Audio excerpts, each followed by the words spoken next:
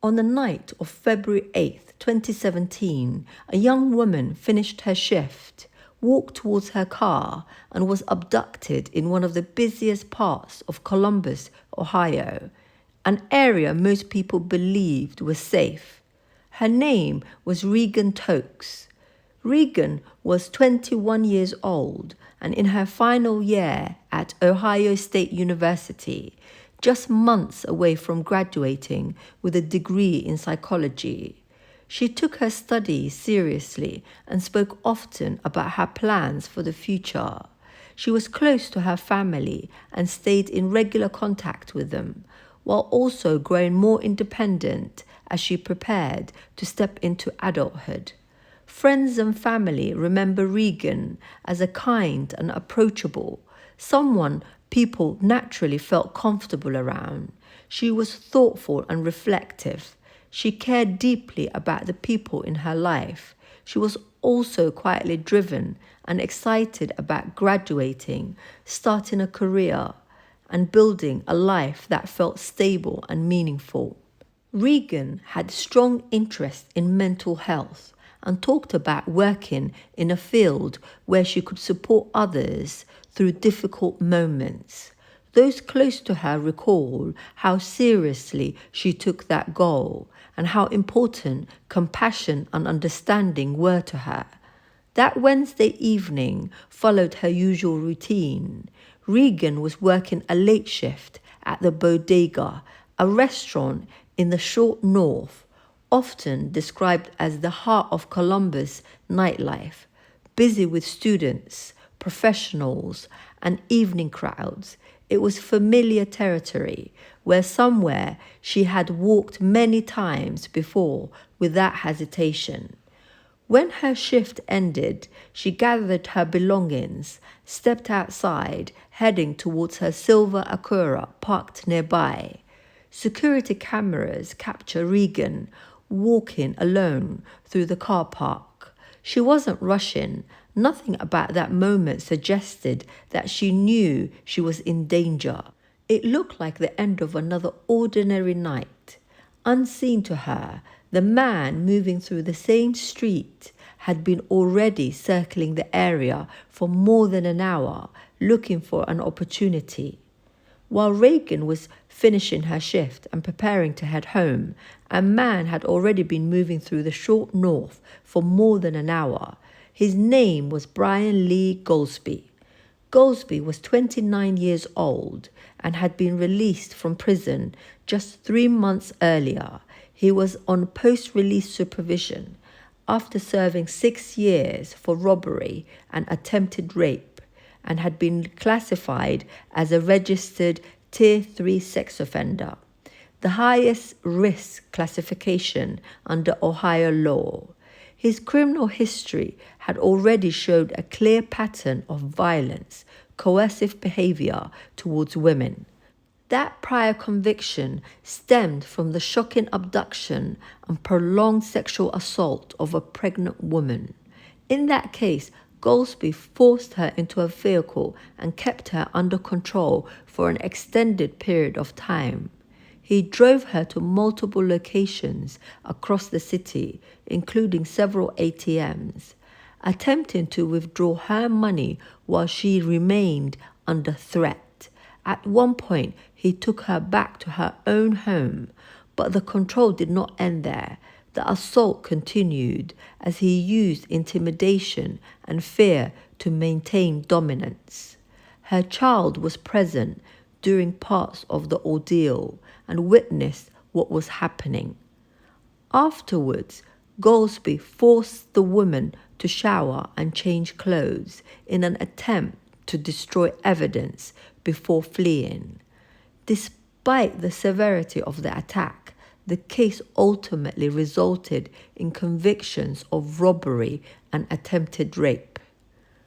As part of his release, Goldsby had been placed in a halfway house program and fitted with a GPS ankle monitor. The device recorded his location continuously, logging every movement he made. However, at the time, there was no system in place to actively monitor that data as it happened. His location was being stored, but no one was watching where he went in real time. Surveillance footage later showed Goldsby spending more than an hour in the same area where Reagan worked. He walked through the city's streets, boarded buses, got off, looped back again, moving without a clear destination. He wasn't heading towards a specific address or appointments. Instead, he appeared to be lingering, circling the area repeatedly. Investigators would later conclude that he was not looking for a specific person, he was looking for an opportunity. Just before 10 o'clock that night, Reagan left the restaurant and walked towards her car. At the time, Goldsby was nearby, armed with a gun. As Reagan reached her silver Acura and opened the door, Goldsby rushed her. Armed and acting quickly, he forced his way into the vehicle and took control of the driver's seat, leaving Reagan with no realistic opportunity to escape. The abduction happened in seconds, in a busy area where no one nearby realized what was unfolding until it was already over. From that moment on, Reagan was no longer in control of where she was taken. The car pulled away from the restaurant and into traffic, blending into the city streets. What followed would unfold over the next 2 hours, moving across Columbus, Ohio in a trail that would later be reconstructed in detail. After forcing Reagan into the passenger seat, Brian Goldsby drove away from the restaurant and into the city. Over the next 2 hours, he moved across Columbus with Reagan trapped inside her own car. Investigators later reconstructed this route using GPS data from Goldsby's ankle monitor, along with bank records and surveillance footage, building a minute-by-minute account of where the car traveled and how long it stopped at each location. Goldsby drove Reagan to several ATMs across the city, attempting to withdraw money from her account. At the first machine, the transaction was declined. He drove to another and then another, each failed attempt extending the time Reagan remained under his control. At one location, security cameras captured Reagan stepping out of the car, standing at the ATM while Goldsby waited inside. She followed his instructions closely, doing everything she could to stay alive. Eventually, at another ATM, $60 was withdrawn. It was the maximum amount available to her account. Even after obtaining her money, Goldsby did not let her go. Unbeknown to Reagan, every stop that night was being logged by the GPS monitor on his ankle, data that would later map her final hours, but that night went unseen. Instead, GPS data showed the car turning south, moving away from the city center and into the quieter, more isolated areas. Street lights became fewer, traffic thinned, and the surroundings grew darker. Goldsby drove for roughly 12 miles before entering Scioto Grove Metro Park, a large, secluded area on the outskirts of Columbus, Ohio, an expanse of woodlands and trails that at that hour was completely dark. By the time they arrived, it was the early hours of February 9th. That park was empty, silent, with no one nearby to see what was about to happen. After entering Scioto Grove Metro Park, Brian Goldsby drove deeper into the area before stopping the car. It was a cold February night, and the park was dark and empty. There was no nearby homes, no passing traffic, and no one else around. Goldsby forced Reagan out of the vehicle and led her into an open field. He ordered her to remove her clothes.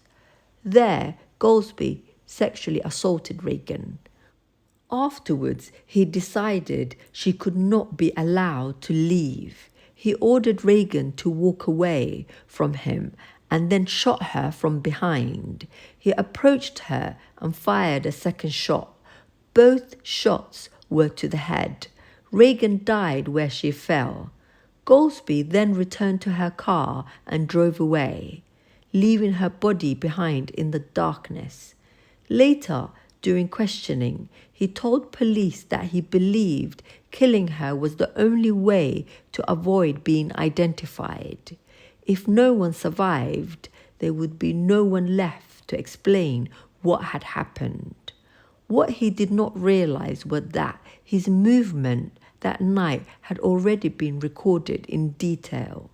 In the early hours of February 9th, 2017, Reagan Tokes was left alone in Scioto Grove Metro Park while the car carrying her abductor disappeared back into the city. By the morning of February 9th, Reagan had not returned home. She missed her classes and stopped responding to calls and messages, something that was immediately out of character. Friends and roommates grew worried and contacted her family. As the hours passed, with no word from Reagan, a missing person report was filed. Later that morning, at around 8:30 a.m., a passerby walking through Scioto Grove Metro Park noticed something in the distance that didn't look right.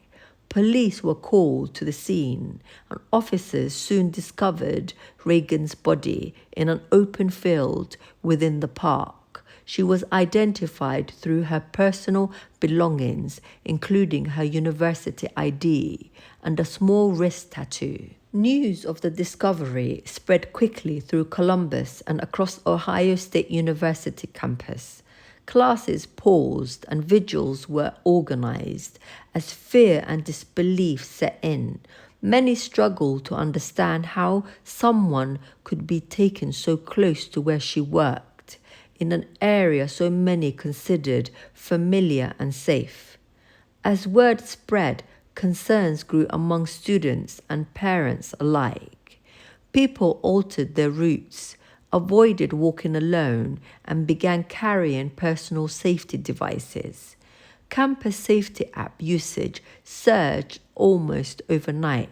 The sense of security that had existed just 24 hours earlier was gone. At the same time, investigators began piecing together Reagan's final moments. Her silver Acura was still missing, and detectives focused on retracing her steps from the moment she left work. Surveillance footage, bank records, GPS data were gathered and reviewed as police worked to identify who was responsible. As investigators worked to understand what had happened to Reagan, attention quickly turned to find her car. A few days after her body was discovered, Reagan's silver Acura was located abandoned in a residential neighborhood of Columbus, Ohio. Inside the vehicle, investigators found several items that would become central to the case, including a cigarette butt and other traces of evidence indicating that someone other than Reagan had been in that car. DNA recovered from the cigarette butt was sent for analysis. At the same time, detectives reviewed surveillance footage from the ATM Reagan had been taken to, along with the bank records documenting the attempted withdrawals and the single successful transaction of $60. One of the most significant pieces of evidence came from the GPS tracking data. As part of his release conditions, Brian Lee Goldsby had been fitted with an ankle monitor. Although no one was actively watching his movements in real time, the device had recorded his locations throughout the night. When investigators compared the data with the timeline of Reagan's disappearance, the overlap was immediate and unmistakable. The GPS placed Goldsby near the restaurant where Reagan worked at the moment she left. It tracked him to each ATM where she was forced to withdraw money. It showed that him traveling south, arriving at Scioto Grove Metro Park during the same window of time that Reagan was killed.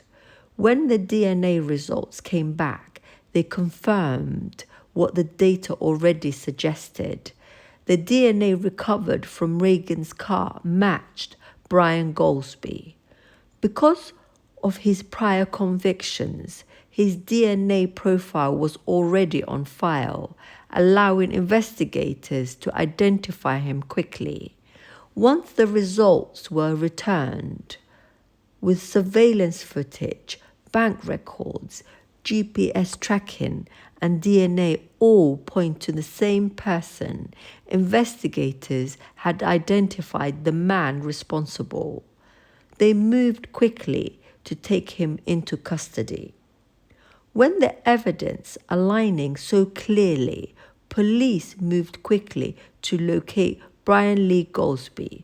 He was taken into custody without any incidents and brought in for questioning.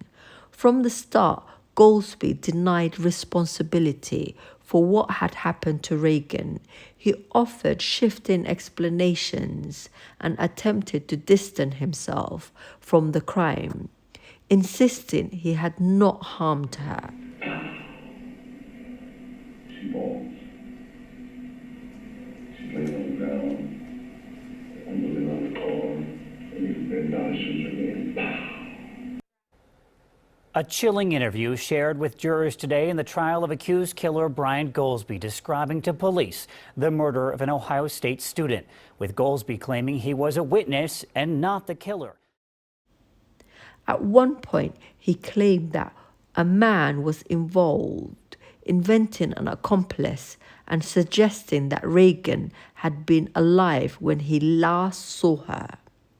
Investigators listened and allowed him to continue speaking, carefully noting the inconsistencies in his account. As the questionings continued, detectives confronted him with the growing body of evidence. They referenced the GPS data that placed him near the restaurants where Reagan worked.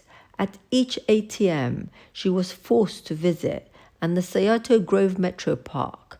They showed him surveillance footage and bank records that traced his movements minute by minute. Each time Goldsby adjusted his story, but the facts remain unchanged. Eventually, in an effort to appear cooperative, Goldsby provided information about where some of Reagan's belongings could be found. That information proved accurate, further tying him to the crime. What investigators would also uncover was how Goldsby behaved in the hours after Reagan was killed.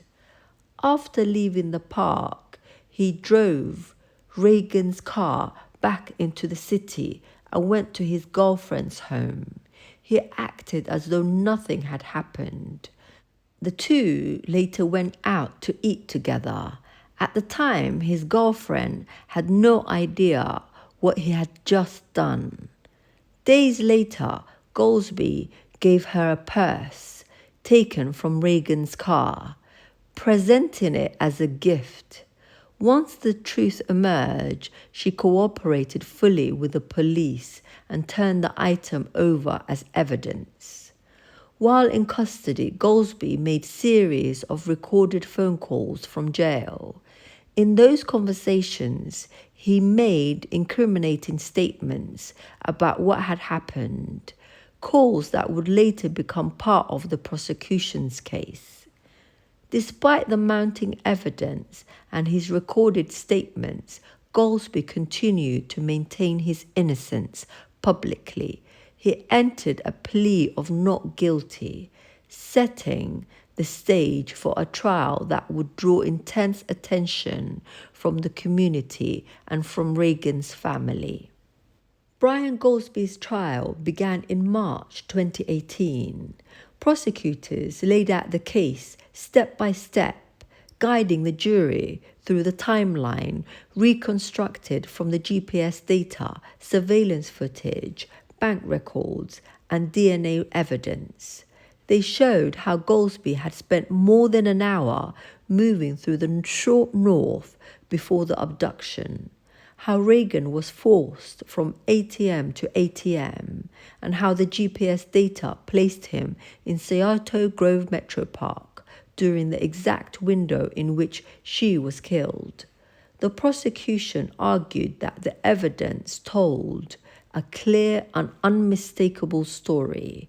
They described a man who went out that night looking for an opportunity, who targeted someone walking alone, and who believed he could eliminate the consequences by killing the only witness to the crime. The defense did not dispute most of the physical evidence.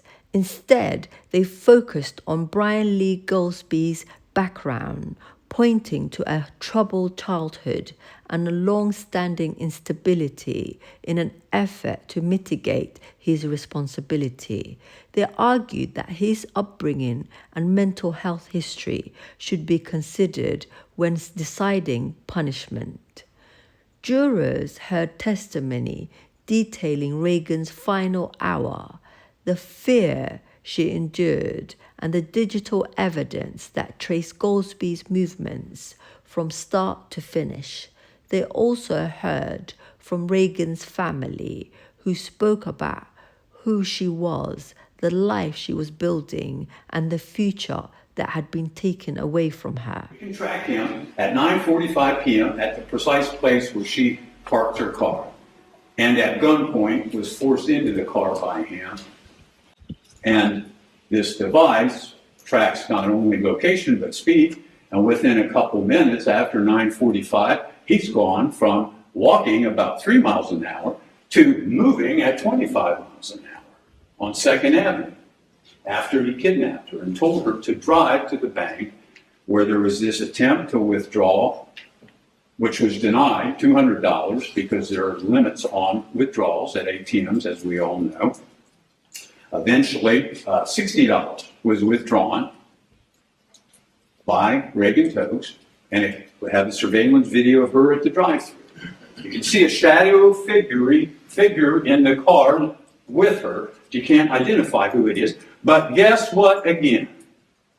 At 10:32 p.m., that's exactly where Brian Lee Goldsby is, while she's withdrawing $60 from the bank. Later on, there's an effort to withdraw money from that location and a Huntington bank a short distance from there. Again, when those attempts were made, which were declined, Brian Lee Goldsby's at those locations. On March 13, 2018, what would have been Reagan's 23rd birthday, the jury found Goldsby guilty on all counts, including 4 counts of aggravated murder, rape, and kidnapping.